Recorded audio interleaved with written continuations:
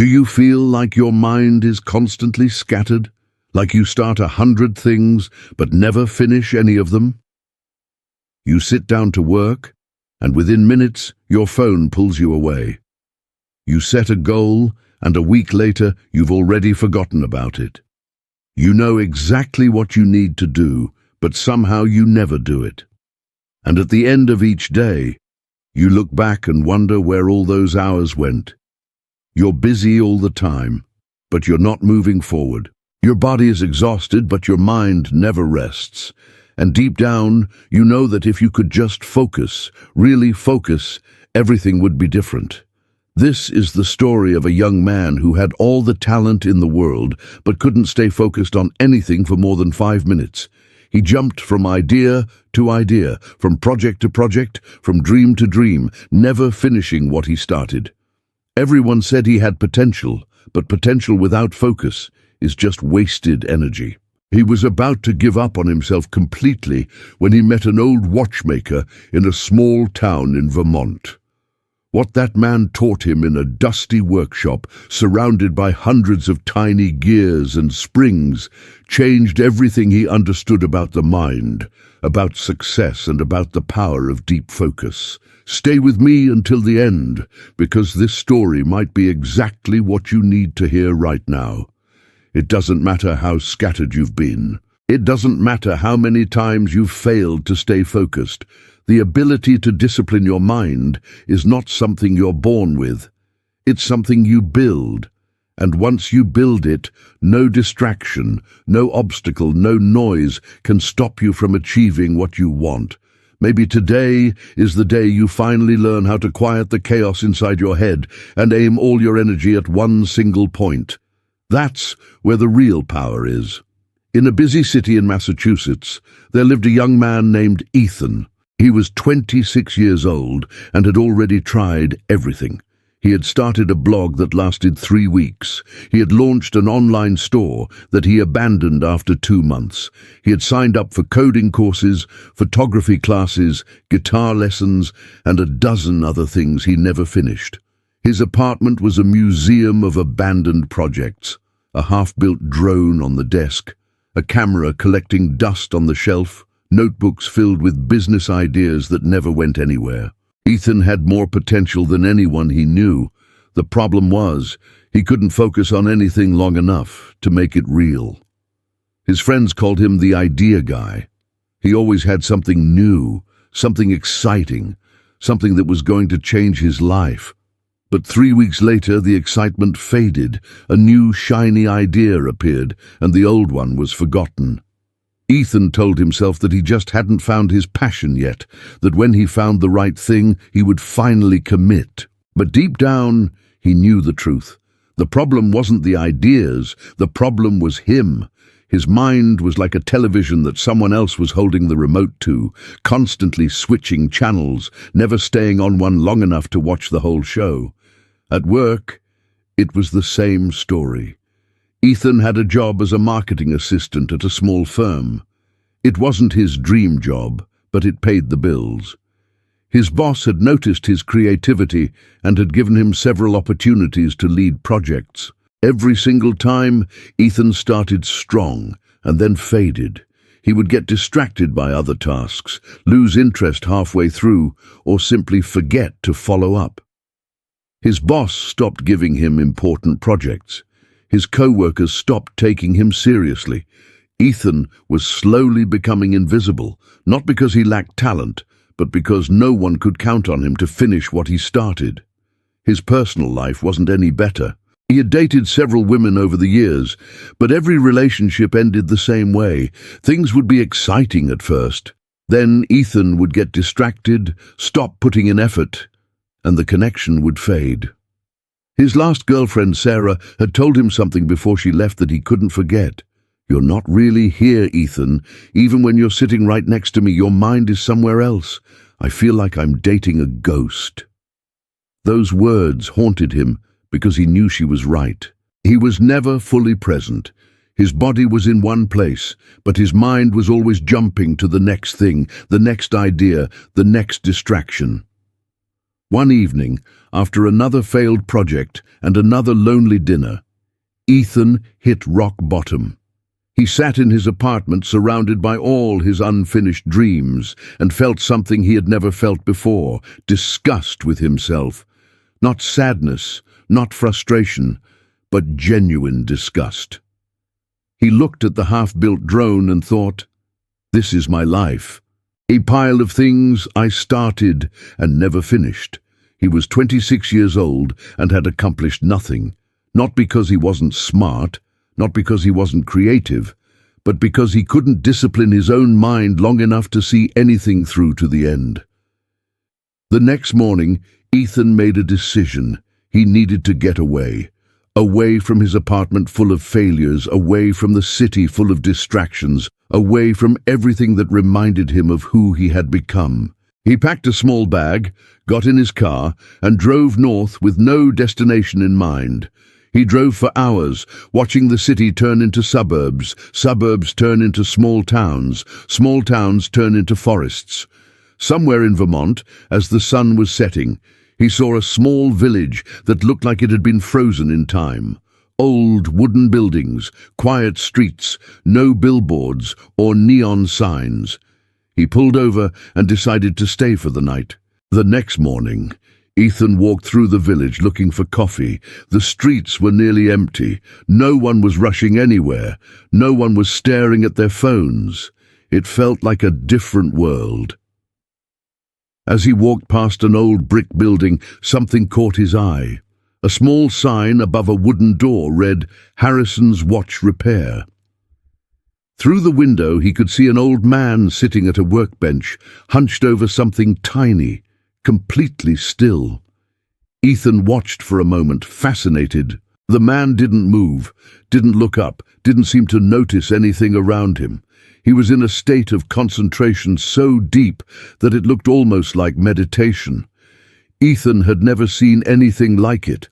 Without knowing why, he pushed open the door and walked inside. The shop was small and cluttered, filled with hundreds of clocks and watches of every size and era. They hung on the walls, sat on shelves, ticked and tocked in a symphony of tiny sounds. The air smelled like oil and old wood. Behind the workbench sat the old man, who looked about 80 years old, with silver hair, thick glasses, and hands that were steady as stone. He didn't look up when Ethan entered. He didn't acknowledge his presence at all. He just kept working on something so small that Ethan couldn't even see what it was. His focus was absolute, complete, unbreakable. Ethan stood there for almost 5 minutes, waiting for the man to notice him. He didn't. Finally, Ethan cleared his throat. "Excuse me, sir." The old man still didn't look up. He continued working with tiny tweezers on what appeared to be a watch movement no bigger than a coin. Another 2 minutes passed. Ethan was about to leave when the old man finally spoke, still not looking up. "You're impatient." Ethan blinked. "What?" The old man set down his tools, removed his glasses, and looked at Ethan for the first time. "You've been standing there for 7 minutes, and you've already shifted your weight 14 times, checked your phone twice, and sighed 5 times. You don't know how to be still." Ethan felt exposed, like the old man had seen right through him. "I was just waiting for you to finish," he said defensively. The old man shook his head. "No, you weren't. You were fighting yourself. Your body wanted to leave after 30 seconds. Your mind wanted to check your phone after 60. You have no control over your own attention. It goes wherever the wind blows." Ethan wanted to argue, but he couldn't. It was true. The old man gestured to a chair. "Sit down. My name is Arthur. I've been fixing watches for 61 years. You look like someone who needs fixing too." Ethan sat down, not sure why he was staying. Arthur picked up a broken pocket watch from his desk and held it up. "Do you know what makes a watch work?" Ethan shrugged. "Gears? Batteries?" Arthur smiled. "Focus. A watch has dozens of tiny parts, each one doing its job perfectly, each one focused on a single function. If even one part gets distracted, if even one gear tries to do something it wasn't designed to do, the whole watch stops. He set the watch down. Your mind is the same. You have enormous potential, enormous energy, but it's scattered across 100 different directions, so nothing moves forward, nothing works. Ethan felt something tighten in his chest. How do you know anything about me? Arthur leaned back. Because I was you. 60 years ago, I was the most unfocused young man in this state. I had ideas, ambitions, dreams bigger than this whole village, but I couldn't stay with anything. I jumped from job to job, from town to town, from plan to plan. By the time I was 30, I had accomplished nothing. I was broke, alone, and convinced I was broken. Ethan stared at him. What changed? Arthur pointed to the watch on his workbench. I learned to fix watches, not because I loved watches, because fixing watches taught me to fix my mind. Arthur stood up and walked to a shelf filled with tools. He picked up a tiny screwdriver, no bigger than a toothpick. When you fix a watch, he said, you cannot rush. You cannot multitask. You cannot think about what you're going to eat for lunch or what someone said to you yesterday. If your mind wanders for even 1 second, you drop a gear, you scratch a surface, you ruin hours of work. He turned to face Ethan. Fixing watches forces you to do what your generation has forgotten how to do.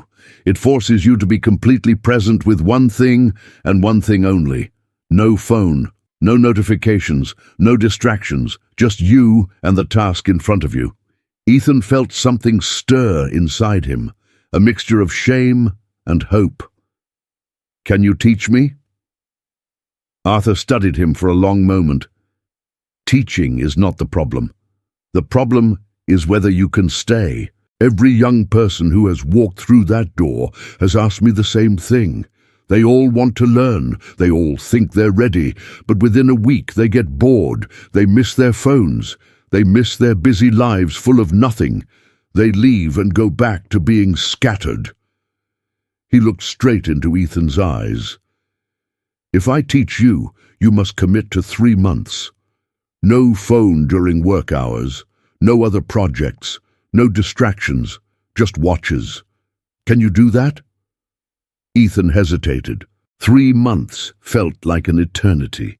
His mind was already racing with objections. What about his job? What about his apartment? What about all the other things he wanted to do? But then he remembered why he had driven here in the first place. The disgust he had felt sitting in his apartment, surrounded by unfinished dreams. The ghost his ex-girlfriend said she was dating. The invisible man he had become at work. He looked at Arthur and said the 2 words that would change his life. I'll stay. The first week was torture. Ethan sat at a small workbench next to Arthur, staring at watch parts so tiny he could barely see them. His hands trembled, his mind screamed for stimulation. Every few minutes he would reach for his phone before remembering it was locked in a drawer. He would think about his apartment, his job, his friends, his ex-girlfriend, his unfinished projects. His brain was like a wild animal that had been caged for the first time, thrashing against the bars, desperate to escape. Arthur said nothing. He just watched Ethan struggle and continued working on his own watches with that impossible stillness. By the end of the second week, something began to shift. Ethan noticed that his hands trembled less. His mind wandered less frequently. He could work for 20 minutes without looking up, then 30, then 45. It wasn't dramatic. It wasn't a sudden transformation. It was slow, like water wearing down a stone. Arthur gave him simple tasks at first. Cleaning parts, organizing tools, identifying gears. Nothing that required real skill, but everything required focus. And focus, Ethan was learning, was like a muscle. The more you used it, the stronger it got. The less you used it, the weaker it became. One evening, after a particularly long day of work, Ethan asked Arthur a question that had been bothering him. Why watches? You could have learned focus doing anything. Why this? Arthur set down his tools and thought for a moment. Because watches are honest. They don't care about your excuses. They don't care about your potential. They only care about what you actually do. If you're focused, the watch works. If you're scattered, the watch breaks. There's no faking it. He picked up a finished pocket watch and held it to the light. Every watch I complete is proof that I was present, that I showed up, that I disciplined my mind long enough to create something real. That's why I've fixed over 10,000 watches in my life. Each one is a small victory over my own chaos. By the end of the first month, Ethan completed his first watch repair. It was a simple job, just replacing a broken spring in an old wristwatch. But when he heard that tiny tick for the first time, something cracked open inside him. He had finished something, not an idea, not a plan, a real physical thing that worked because he had focused long enough to make it work. He sat there staring at the watch for 10 minutes, tears forming in his eyes. Arthur nodded approvingly. Now you understand. The watch doesn't care about your talent. It only cares about your attention. Give it your full attention, and it will work. Give it half your attention, and it will fail. Life is the same way. The 3 months passed faster than Ethan expected. He repaired dozens of watches, each one more complex than the last, but more importantly, he repaired something inside himself. His mind was no longer a wild animal. It was a trained one. He could sit for hours without distraction. He could start a task and finish it without jumping to something else. He could be present in a conversation without his thoughts drifting away. The discipline he had learned with watches had spread to everything else. It wasn't magic. It was practice. Day after day, hour after hour, he had trained his mind to focus. And now focus was no longer something he struggled for. It was who he was. On his last day, Arthur handed Ethan a small wooden box. Inside was an antique pocket watch, beautifully restored. "This was my first watch," Arthur said. "I fixed it 60 years ago when I was just as lost as you were. It taught me that a scattered mind creates a scattered life, and a focused mind creates a focused life. I want you to have it, not as a gift, but as a reminder. Whenever you feel your mind slipping back into chaos, look at this watch. Remember what you learned here.